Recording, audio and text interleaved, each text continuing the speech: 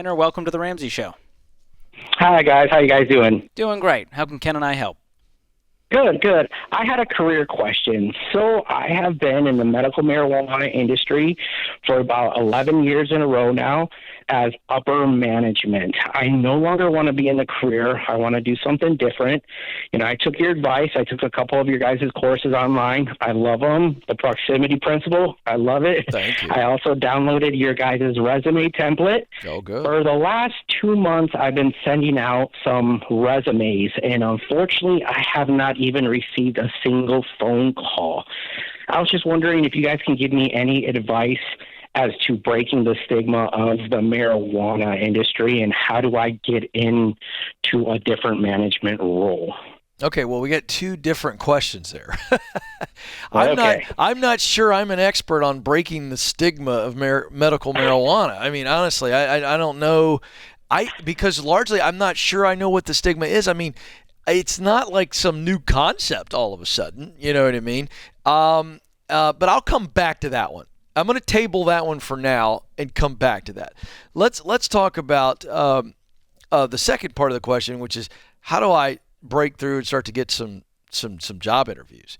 I would stop just submitting resumes unless, and you may not have told me everything, but based on what you said, I'm assuming you're just sending out resumes cold, correct? Yes. Yeah, well, that's like playing the lottery, okay? Especially in today's world. So even small businesses, Tanner, are using, artificial intelligent type software so that resume submissions, and they've got keywords. So they're looking for, based on the job description that they've posted and your resume, forget the cannabis experience that you have in the medical marijuana side of things. They're looking for keywords that relate to the job description. It's like really specific. And if you enter in that artificial intelligence and the software that people are writing, really great and qualified candidates sometimes will get kicked out just because your resume doesn't have enough of the keywords related to their job description. Does that make sense? I want to make sure I don't talk too much technical, but you understand what I'm saying? Yes, I do. So the reality is you and I don't have any evidence as of right now that somebody's looking at your resume and seeing that you've been in medical marijuana for 11 years and they're going, we're not calling that guy back. We don't really have any evidence of that, do we? No. Okay, then. So you're limiting yourself by saying, well, that's why. No, that may not be why at all. But let's also recognize that some people may have some sort of issue with it and a stigma. I mean, that happens. So how do we remove both situations? We're not getting looked at because we're submitting cold resumes, and we have a resume that's got a lot of experience on it that may carry a stigma with it. Here's how we eliminate both of those two factors being limiting. We are focusing on relationships, connections. And you have got to submit a resume.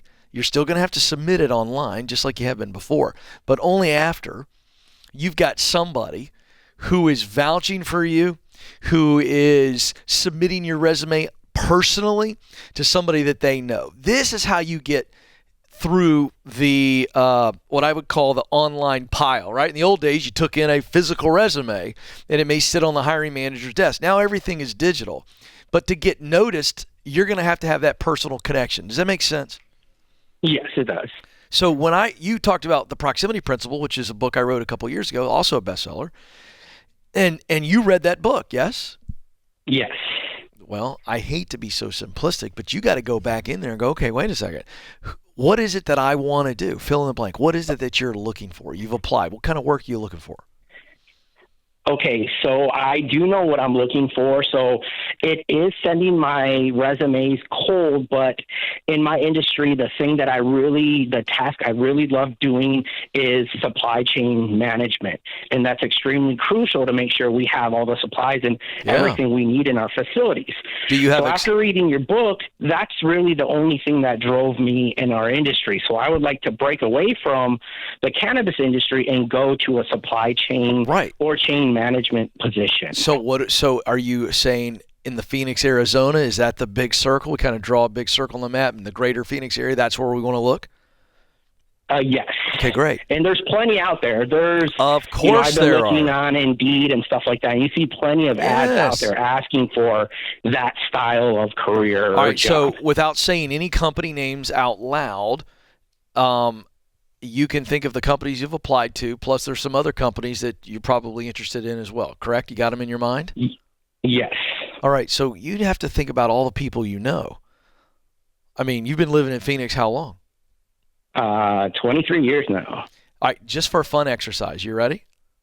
Yes. Don't overthink this. Give me ballpark numbers. How many people between close personal relationships, whether it be family, friends, former coworkers, close people, then acquaintances, people that you know, but you don't do in life with them, but if you saw them on the street, you said hi, they say hi to you, so they're an acquaintance. And then even some social media connections in the Phoenix area. How many people do you say that you know? Oh, 3,000 or 4,000 people. 3,000 or 4,000 people. All right. How many people do you think each one of those people know? Well, probably 2,000 at least as well. Yeah, I'm not good at math, George. That's a lot of people. Well, it gets exponentially insane You because those see- 2,000 people know another Yeah. 2,000. Now, Tanner, I kind of backed you into this because I want you to understand Okay. that you know plenty of people. You know everybody you need to know to get the job. You know everybody you need to know to make a connection to somebody in these companies. So the companies you've applied to that you didn't get any response at all, I want you to go back to the drawing board plus all the new options, and I want you to start just playing this game out. And I want you to talk to everybody that you know. Get on social media and do it. Email everybody that you know on LinkedIn with a real email address, not the LinkedIn email address, and say, hey, I'm looking to get connected over at this company, this company, this company, and this company. Yeah. Do you know somebody over there? How well do you know them? Would you be willing to introduce me to them for a phone call, a Zoom, or a coffee? Tanner, you starting to track with where I'm going? Yep. And then here's what happens. We find the right connection, and we get a really strong recommendation before we ever submit a resume, maybe even a real conversation with the hiring manager, and they go, okay, great. And they know something great about you. They have a mutual connection where there's some credibility. That's how you're going to go about getting the gig. And it doesn't really matter, I don't think, that you've been in medical marijuana. You want to show your 11 years of experience and how that supply chain management and logistics and everything you did there makes you a great candidate. This is the hottest job market we've ever seen. And if nothing else, I want you to go to ZipRecruiter.com/Ken today and upload your resume and let them go to work for you as well. George? Some great advice there, Ken. No, I just wanted to add for Tanner that the way I got my job here as an intern and temp started with a direct message on Twitter. It did not start with my resume sitting was that in a to? pile. That was to one of our personalities. Yeah. And I started working with them on social media, and I had a plan, and I was excited, and I was persistent, but not aggressive and annoying.